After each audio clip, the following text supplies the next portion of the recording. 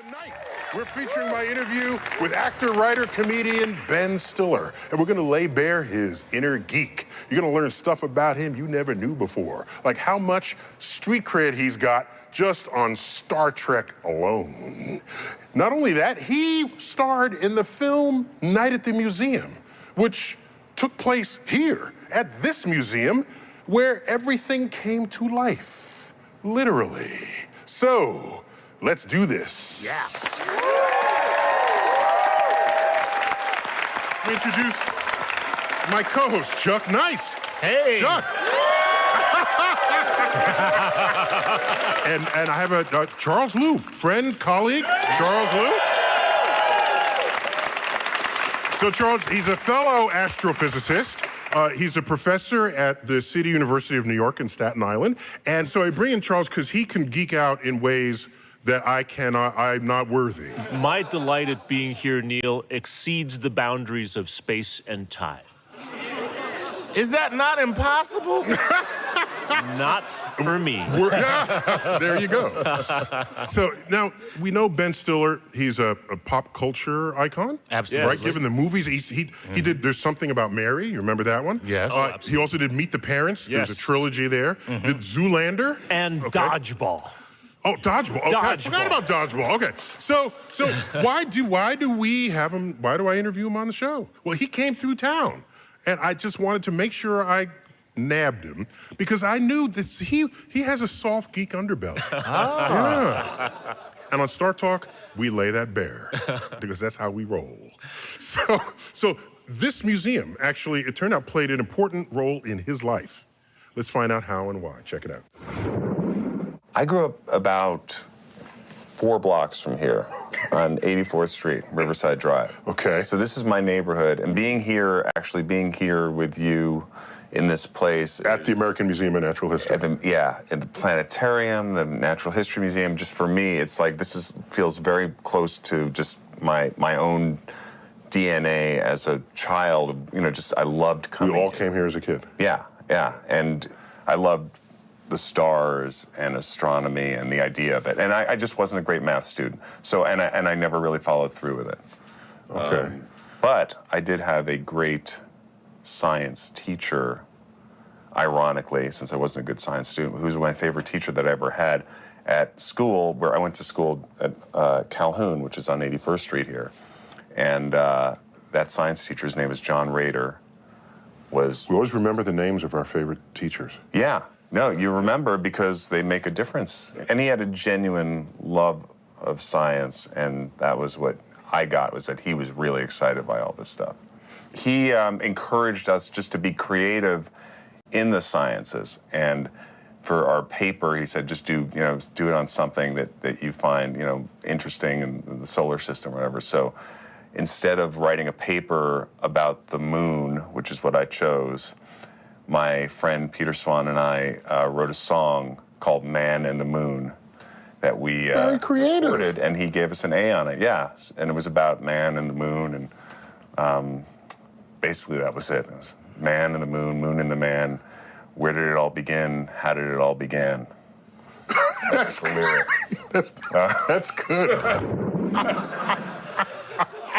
Well, I liked the rhyme, Yeah. and what he had to do to literarily to make the rhyme. And hooray for Mr. Rader, the teacher, who allowed Ben to learn the material that was appropriate for him and bring it forward. In the way he wanted to do it. In the way he wanted and needed to do it. Good for him. And that's what education really is. And it's not only what happens in the classroom. He came to this museum. This museum is a teaching experience unto itself. The American Museum of Natural History. All the great cities in the world have museums such as this. A natural history museum, you've got the history of life. Here we got the planetarium and the history of the universe as part of it. And I love dissing my paleontology colleagues because they got all their dinosaur bones up on display. And I say, one of our asteroids took them out 65 million years ago. So we win, right? We do. And I was inspired by a first visit to the Hayden Planetarium. Now, of course, human beings created that show and created the exhibits. But the moment when I said, the universe is calling me, I was in the Hayden Planetarium, looking up to the night sky as presented to me. And so let me just ask quickly, in your visit to this museum or any others, is there some museum memory that you have? It just blends in with all my other It's your educational total experiences. knowledge. How about you? The Museum of Sex. Really? Changed my life, man. Really? You learn how you learn? Changed my You life. learned how? Yeah. Okay. I was like, wait a minute, all you those can years. do that? Wow! Well, because Ben Stiller grew up near this museum ended up part of his life. And he folded it into his creativity. And in the film, A Night at the Museum, the creatures come to life. And so I had to ask him about just where that all came from. Let's check it out. First, congratulations on the success of that film. Now, Thanks. Can I speak candidly about the film? Sure. The film was way better than I think it deserved to be. This interview's over. No, what I mean is, well, no, let me explain. go ahead, Let me okay. explain. I'm saying, it's like someone tells you the premise. It's like, no, this is going to be stupid. No, the animals come to life. No, but I have to watch it anyway because I'm an employee of this institution. Right. So we attended the premiere here at our auditorium, and it's like, this is hilarious. And my gosh, I have fully bought into this premise. So you made it work. Right. Well, thank you. Holy cow. So this is why you are you and I am me, okay? When they told me the premise, I thought, that's the coolest thing I've ever heard. This is my dream, okay? Astrophysicist. Good. I'm actor. glad you did it. Yeah, no, I really was. I grew up on the Upper West Side. So for me, I was thinking when I read the movie, as if I was 10 years old, this would be really cool, right? And then I was also thinking, oh wow, I think this is really cool because it's sort of like a fantasy that I always had to be able. Because I came here, and you actually thought of real things and trying to solve real problems. I thought, wow, wouldn't it be cool if the narwhal in the Hall of Ocean Life. Ocean Life Hall, came to life, and what would that be like? So how did you feel about the premise? I think, to be honest, that premise is a horror film for most children. As a matter of fact, I will venture to say that if I were to poll the audience right now and ask them if the things in the other room came to life, would you think that was cool? Sitting right here, right now? No, I don't think you would. I like the premise a great deal. The basic point, this museum literally did what good teachers do.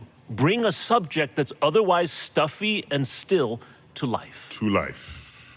A proper use of the word literal. Thank you. Yes. So many of us. He better. He's an English majors out there, astrophysicist. you know what I'm talking about. And just in the interest of disclosure, some of the exhibits portrayed in the film we just don't have here. We don't have an Egyptian wing. We don't have Civil War soldiers, this sort of thing. But that was okay because the rest of it got the spirit and the soul of what goes on Right. here. It And really did. now when the museum is about to close and the announcement comes on, it's in like 9 languages, and people are kind of wondering, I say, if you stay here, too late. Throw the bone. Where do you think the paleontologists get their extra bones from? If they're missing a bone, hey, we need a femur. I believe your femur will do just fine. So it turns out the museum attendance spiked after that film. Really? And people Awesome. came in, they wanted to see the Easter Island head, which was chewed gum in the film. If you haven't seen the film, this all sounds completely stupid to you. But that somehow they made it work, and it was charming, and it was funny. And to this day, we did it beforehand, but they got very popular. We have sleepovers at the museum. Oh, really? Yeah. For people who think that stuff is going to come to life. For people who are not completely freaked out by the premise of the animals coming to life. What they do, they turn off the lights in the dinosaur halls, and they give you flashlights. Oh, that's- So you get sort of extra shadowing. Because as you move with the flashlight, then the shadow Oh. moves behind it. Oh, yeah, because there's nothing scary about a big giant shadow of a Tyrannosaurus Rex. As a kid, yeah. Well- sleep tight, Johnny. Well, what Ben did in Night of the Museum was make it not scary. And in a sense, That's true. all Yeah, the millions yeah, of right, kids you're who right now about watch that. it today are not afraid of the dark in the museum and not afraid of things coming to life. Rather, they're enjoying it. They're looking forward to it. And, I worry that it can be especially in modern times, we can take science for granted. Yes. You know, somebody's out there figuring this stuff out and presenting it to you. And I think so many of us think it's just always there. You know, I once put a calculation in one of my tweets, and someone said, what wiki page did you get that from? I said, you know, what app did you use? I said, I used the Brain app. Okay, like you can calculate this. That's what I did.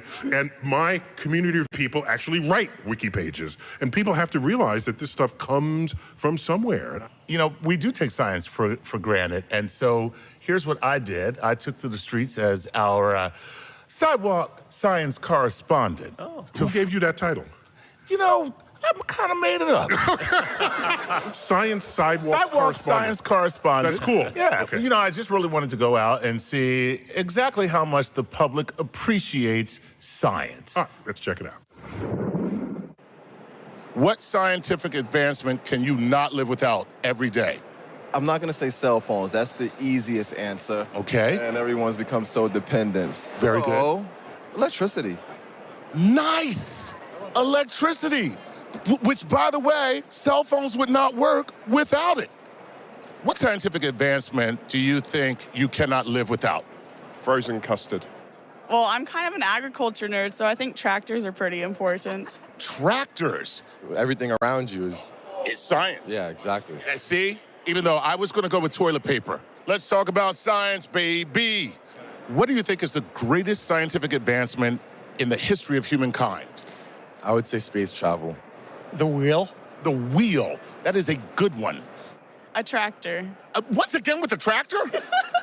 Is there anything more important than science? Say love, I guess. Really? See, but you weren't convinced. You know science is better than love. Science is more important. Oh, well, If you say tractor, I swear to God. Is there anything more important than science? Beer. Beer. There's the answer, people. I'm sorry, we got to cut this off. Beer. Well, coming up next, we'll get back to my interview with Ben Stiller and find out how much of a total geek he really is when Star Talk continues.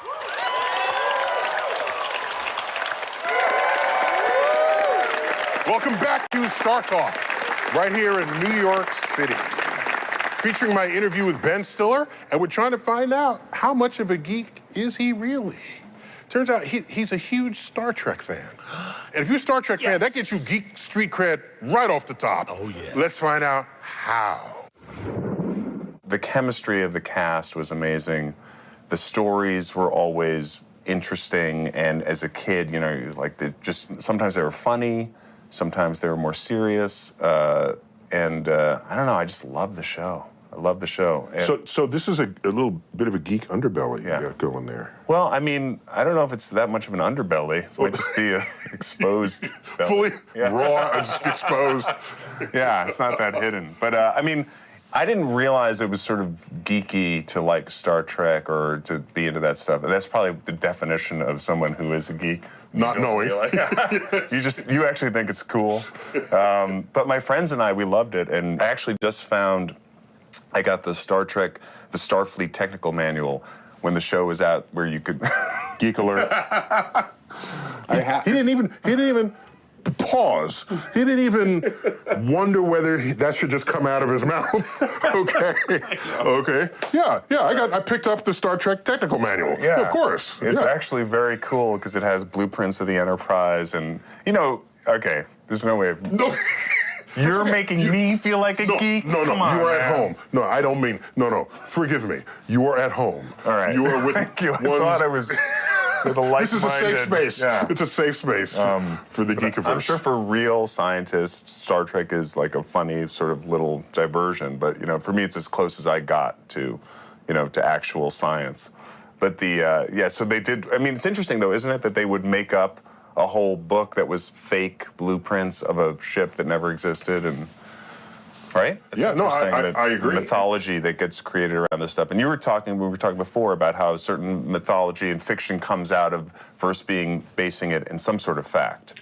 Yeah, and if it's close enough to being real, then there's enough of an anchor for creative people, technologists, scientists, artists, to say, I want that in my future. Sure. So did you glean anything from this technical manual at the time?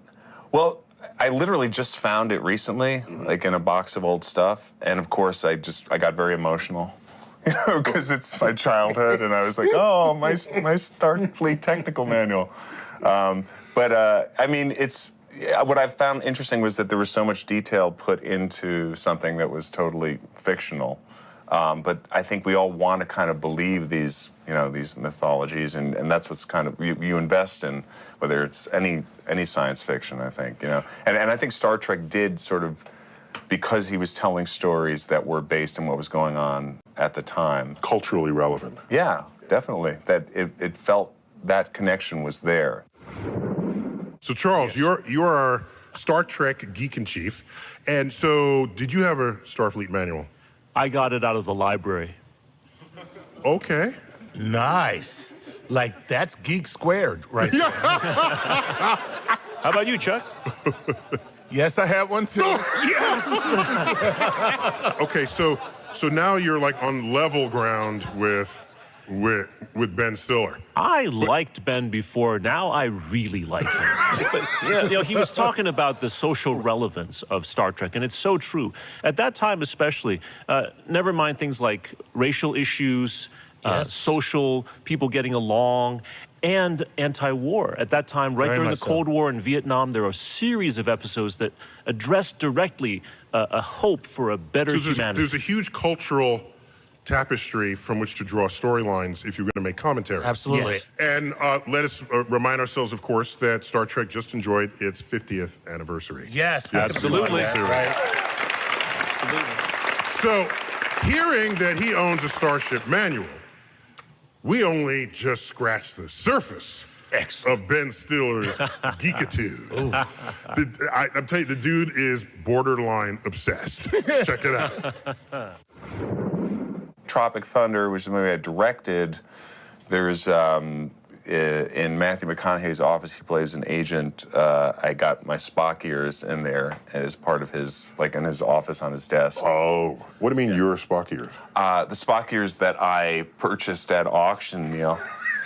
That I proudly purchased at auction a number of years ago. So you own an original set of Spock ears?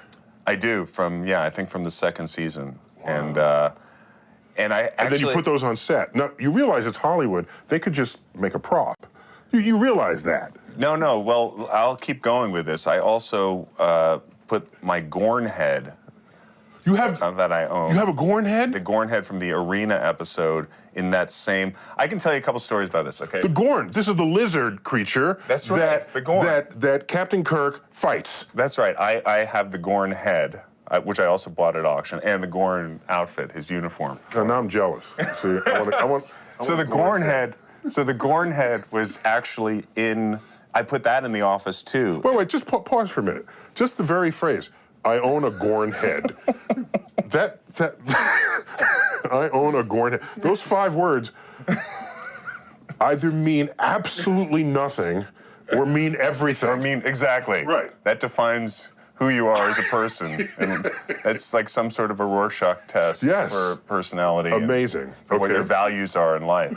But I've never put the Gorn head on, just to let you know. I'm not that weird, okay? You draw your line. But the cool thing for me was that Leonard Nimoy did spot the Spock ears when he saw the movie. Okay. Which was, and reached out to me, which was probably one of the best moments of my life. Did you get him to sign it, or was it? He, you know what? I told him what he said. Did I spot some ears in that scene? I was like, yes, sir, you did. They were your ears that I purchased. You didn't start the conversation. I'm not worthy. Basically, I was just, I was a mess. Bumbling. Yeah, I was very excited because he really is one of my favorite people, and the fact that I got a chance to meet him, and that he noticed the ears, and I said, yes, I'm a huge fan, and I told him that I also had his tunic from the pilot episode, and he said, oh, well, okay, give me your address, I want to send you something. And he sent me a set of his ears from the first, from the Star Trek movie. From the movie, okay. And that basically is like my life could end. There it is. So that's Wow. Okay, why I'm retiring. You're done. Bucket list complete. Wow. I just love how no matter how much or who you are, you have to be very sheepish when you say, like, I have Spock ears. No. Like, he Yeah, was like, yeah. and I have Spock ears. No, I told him he's in a safe space. The only thing I would ask is, Mr. Stiller, may I please put on the Gorn hat? Yeah. I mean, I'm going to be honest. When he said that, I didn't understand that. Why do you buy a Gorn head and not wear it? I'm not only wearing it, I'm saying to my wife, look, you're going to have to close your eyes because I'm wearing this Gorn head. Oh, no. I tell my wife, honey, take a look. I'm wearing a Gorn head. So, ears they're an interesting marker. Yeah. And I think if you otherwise have a humanoid-looking creature, do you give them 3 eyes? Generally not. Do you give them do you put the nose on their cheek? No, you just sort of give them new kind of ears, it seems. It seems to be the way that you can make use of your very gorgeous actor without screwing up their face. Is that okay? You know what I mean? No, that makes sense. I have a friend, Sarah, who that's her philosophy on why all aliens have Weird ears? Weird ears, as opposed to Plus in the mammal, among mammals, ears vary greatly. Yeah. You have floppy ears, pointy ears, and ears that stick out, and ears that can aim. Yeah. So that's within our ability to accept. Yes. And let's face it, in the 1960s, costume-making technology only went so far. Evidenced by the Gorn head. But That's the sound they made. Yes, but that was very good. Did you like that? I loved it. Which, yes. by the way, he spoke into a translator, and he would go and be like, "Kirk, let me tell you something." It was great. A translator provided by the Metrons You're was right. trying to prevent an interstellar war. Because it was actually like an interstellar cable show that, all right. Here's $100. my Like I God. said, the room. I can't believe we just did that. So coming up, we continue my interview with Ben Stiller, and we break down the very hard science. We're back on Star Talk, featuring my interview with Ben Stiller, actor, comedian, writer. And I had to call him out. In one of his films, there's a bit of scientific inaccuracy in a really important scene, and I had to raise that issue with him. Let's check it out. In Zoolander, there's a scene where Han Solo's walking down the runway, and then he pauses, sticks his hand in his pants, Right. and nobody knows why. And he's reaching around. Why is he doing this? And your character says, Why is he sticking his hand in his pants? and then a few seconds later, he comes out, and there's his underwear. Right.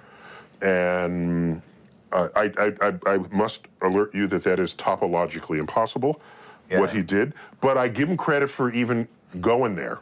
Right. But there is a topological way to approach it, right? There is. In fact, you can remove your underwear without taking off your pants.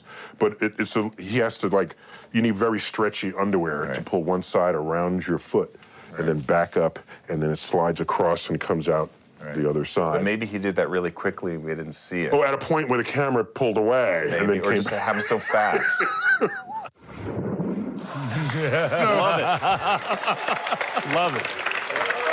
So I just briefly mentioned topology there. That's a branch of mathematics that thinks deeply about surfaces and how the surfaces connect or interconnect and how you make shapes. And it's a fun branch of math. And if I were a mathematician, I think I'd be a topologist. Yes, well, you know what? Here's the funny thing, Neil. When I found out about the topological reference that you made, I felt that I had to be able to demonstrate that it is possible. What? Yes, because if I do just the right thing, I can do it.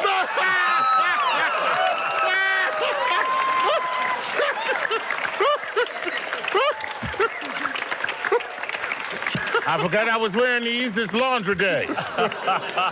What is on the front? What is on the front of that underwear? Here, man, just, What? Because What am I doing on the front of yours? Wait, first of all, they're red, and I think the word for these is panties. And I'm just realizing here, this isn't Saturn. what is it? Based on the coloration and how thin the ring is, Yeah? this is, in fact, Uranus.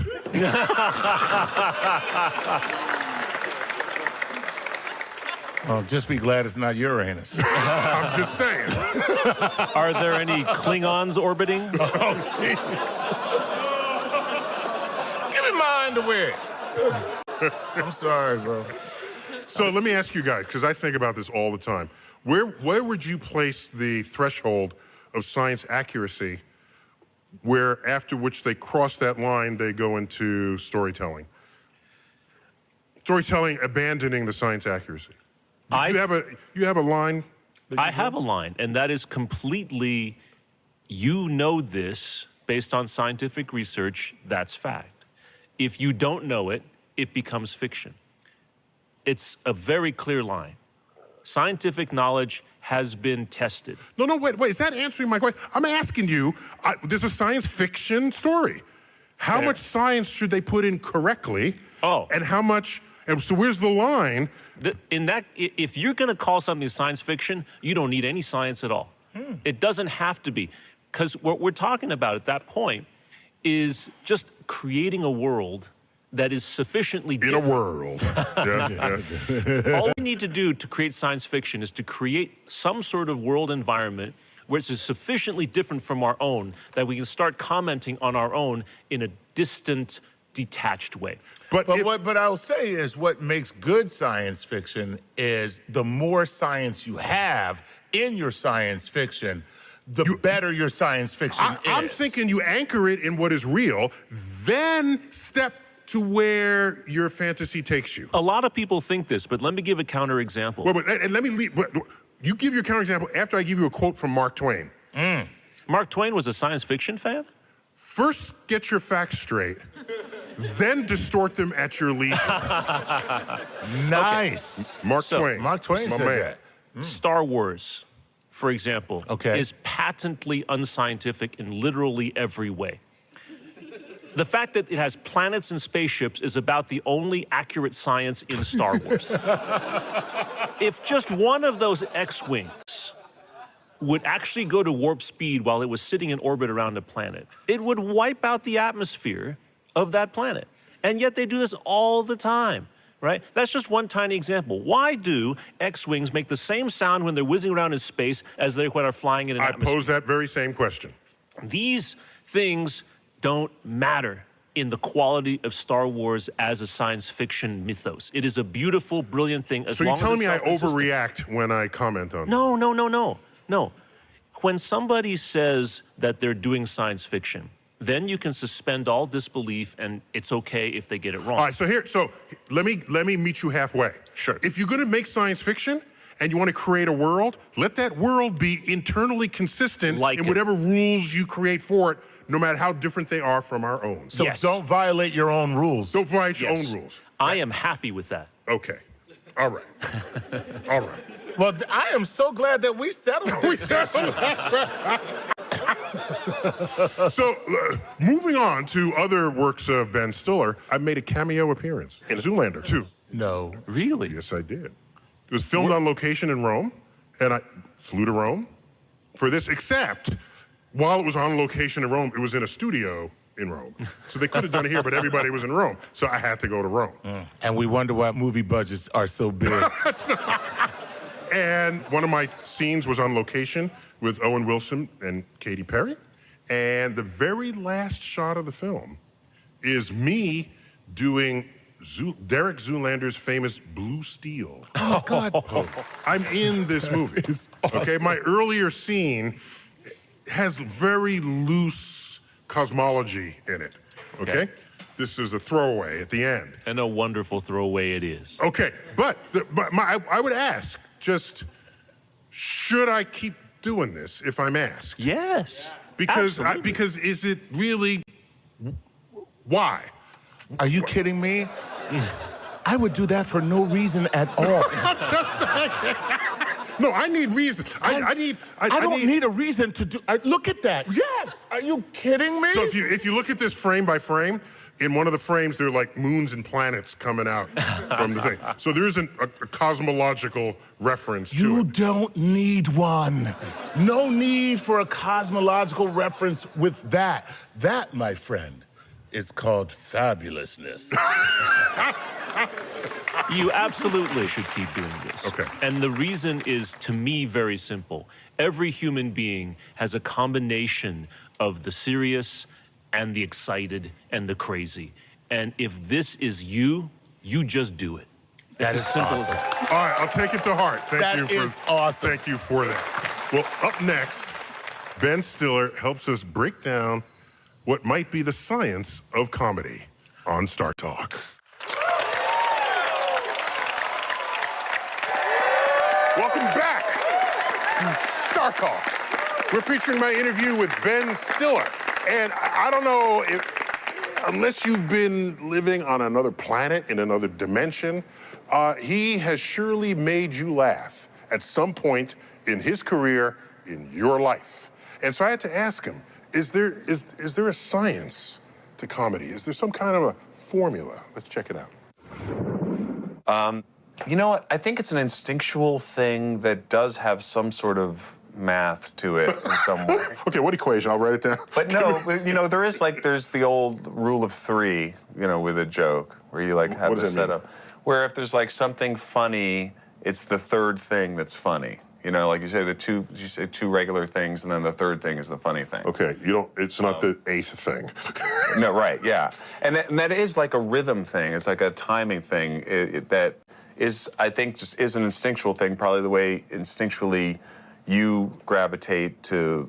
Good word, gravitate. Yeah, gravitate towards mathematics, or you know, how those equations work, how you have There's a a way sense to of think that. about it, a way to set it And up. I think that spurred your interest in it because you had a knack for it and an understanding of it just instinctually. And I think that's the way it is with comedy, that you could probably break down and go, yeah, that actually does have some sort of an equation to it. So, Chuck, is comedy instinctual to you, or or is it formulaic at some level? You know, yes, both. Really? No, No, seriously. the truth is, it's both. I write material, and then I go on stage with the full intent, if that's not working, to abandon that material because I trust that I'm funny enough to make it work. So some of it is timing, some of it is instinctual, and there are different ways to actually create jokes. Like familiar associations coupled with surprise is something that's very familiar to everyone. You know, if you bring about familiar associations and then you interject something that's surprising, people will most likely laugh, you know. Or at least react. Or at least Yeah, react, yeah. you know, right. So, and believe it or not, that's the biggest conundrum of being a comedian, is that you write in a vacuum, but you find out if you're funny in public. So you don't know if you're funny until you actually Until you're do not it. funny. Until you're not funny, right. And that is it. So comedians suffer from delusions because you think you're funny when you are not. Okay. That is what makes You can think you're funny when you're not. No, Yeah. you just think you're funny when you're not.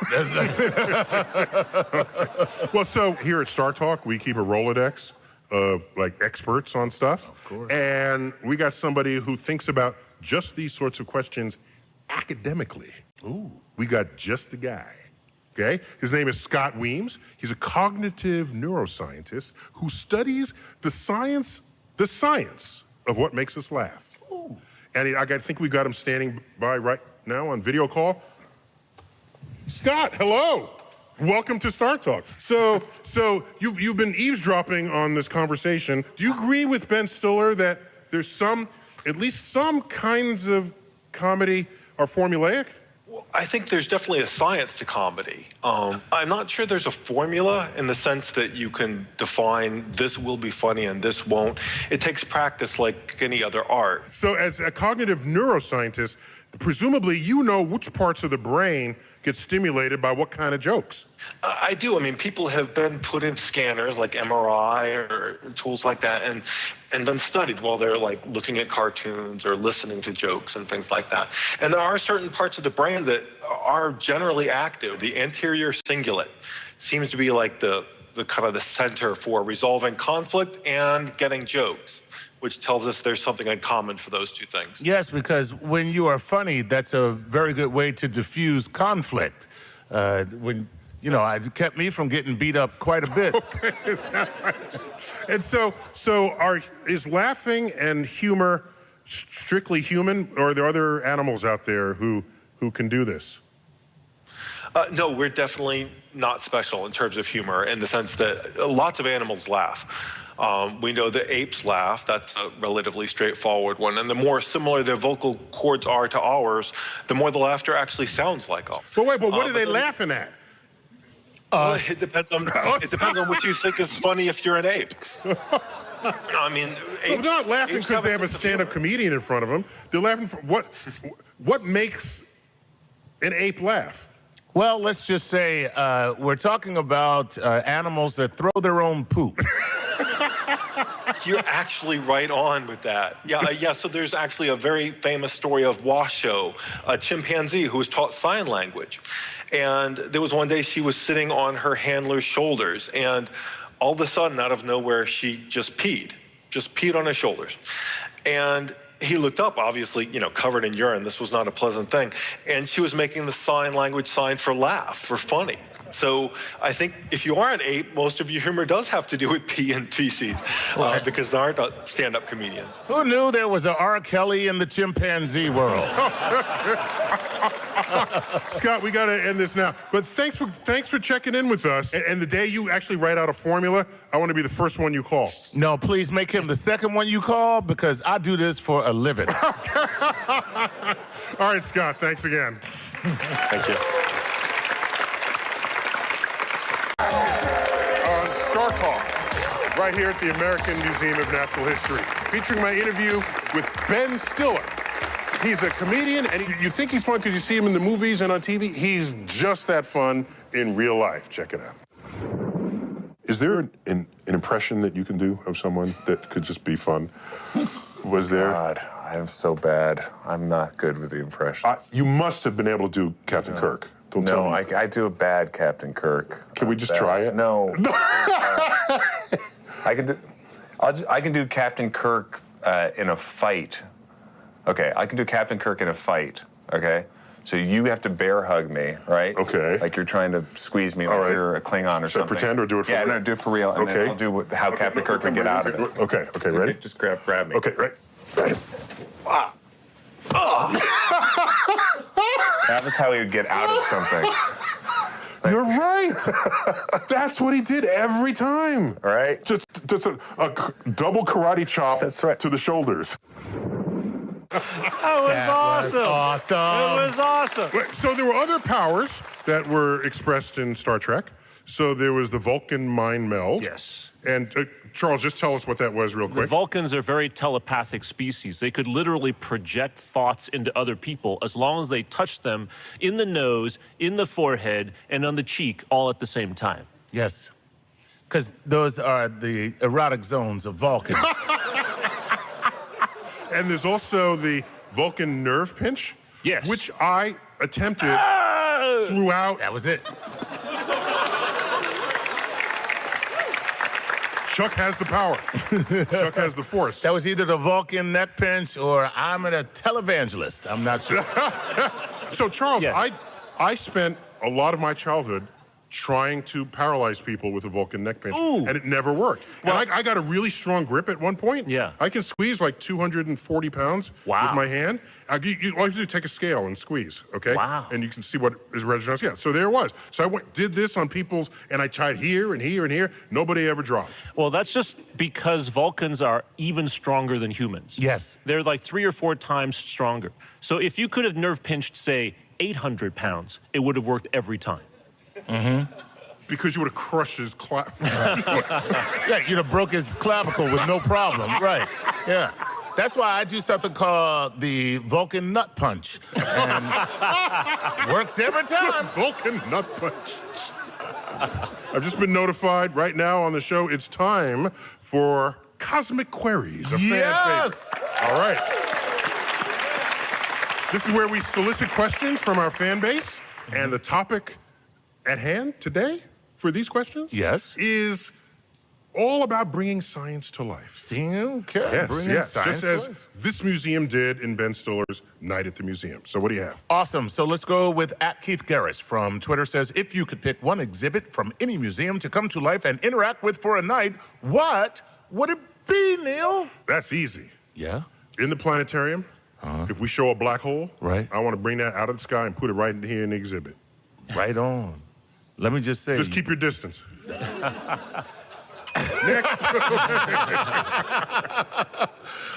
This is from Joshua A. Mikhail from Phoenix, Arizona. Says, if aliens were to visit Earth and go to the American Museum of Natural History, which department or exhibit do you think they might find most interesting? The Hall of Biodiversity. Really? No question about it. There is laid bare the entire range and scope and spectrum of how matter has found a way to become alive here in this museum. And it is laid all in full view.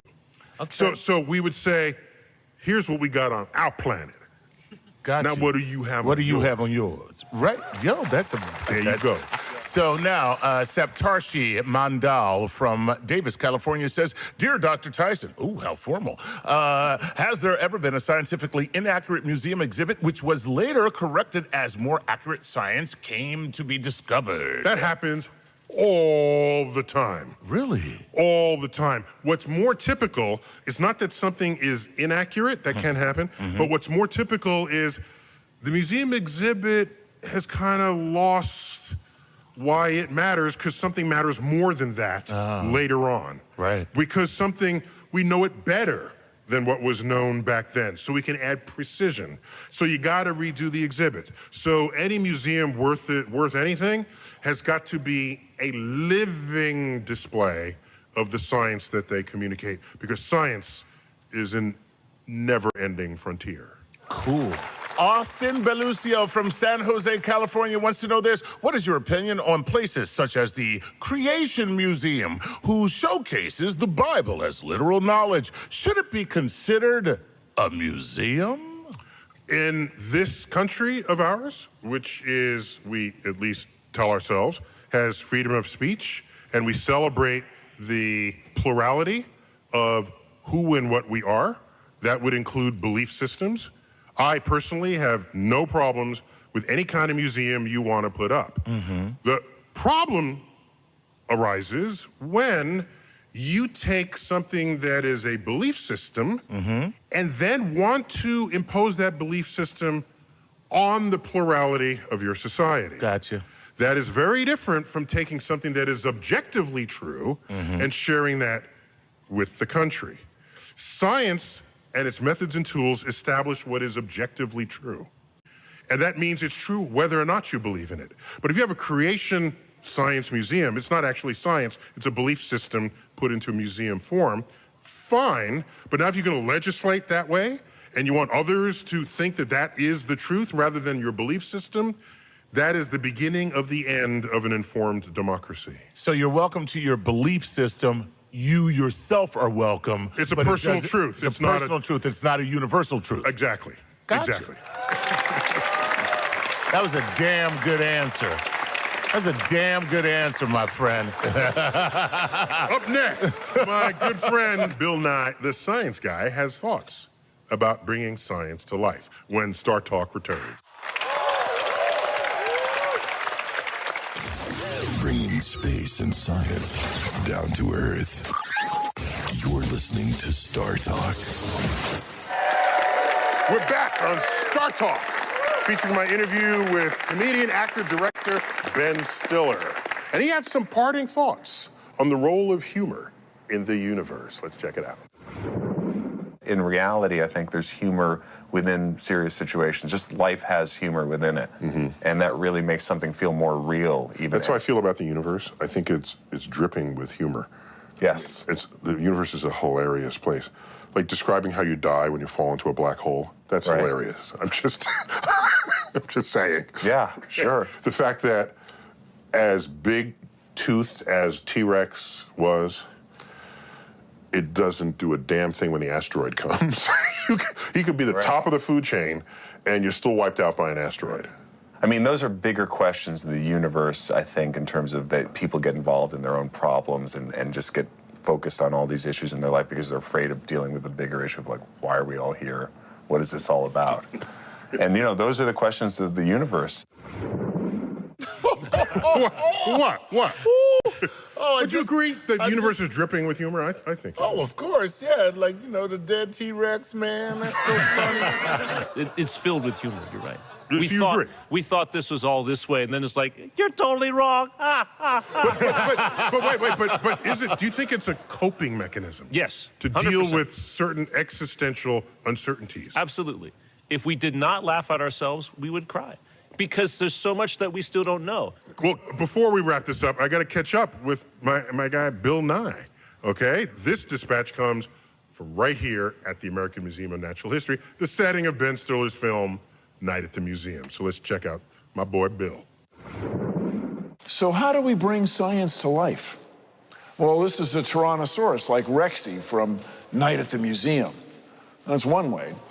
Museums are full of artifacts that tell us about the history of humankind and the history of the Earth. The Tyrannosauruses lived about 65 million years ago. And as iconic as the Tyrannosaurus is, we've only found 15 reasonably complete skeletons. But let me tell you something, my friends. 15 is infinitely more than 0. We know that these animals once roamed the Earth because we found their bones. And paleontologists have thought long and hard about how to arrange the bones so that they appear the way they would have in nature when the animal was alive. And I'll tell you, when I'm here and I look at the skeleton, it's easy for me to imagine a walking, talking, stalking dinosaur. It's as though these bones bring these animals to life. So do you have any parting thoughts about bringing science to life? Don't do it by trying to show people the underwear that you are currently wearing. So, Charles, any parting thoughts? As a professor, as an educator, it is my goal to bring science to life every day to everyone who's willing to learn. Something like Night at the Museum, which Ben and his colleagues did so well, really helps us in making that happen. When I think about bringing science to life, I mean, I'm a scientist, and it's not really a scientist's job to bring science to life. It's our job to discover how the world works using the methods and tools of science. And so that forces me to reflect on what it actually takes to bring science to life. And I'll tell you what it takes. It takes a system in our culture, in our society, that makes it clear that science is everywhere. It is a part of our lives in practically every way that matters. And there's no requirement that everyone becomes a scientist. I don't want that world. That would be a boring world. No. When I try to encourage science interest, my actual goal is to enable everybody in our culture to embrace science for what it is. And if some among them are artists, then they can take the science that they learn and fold it into their creativity and create a masterpiece of artwork, a sculpture, a movie, a novel. And then science has become the artist's muse. Only then can we claim that science is part of culture, the way it always should be. That's a parting thought from the cosmic perspective.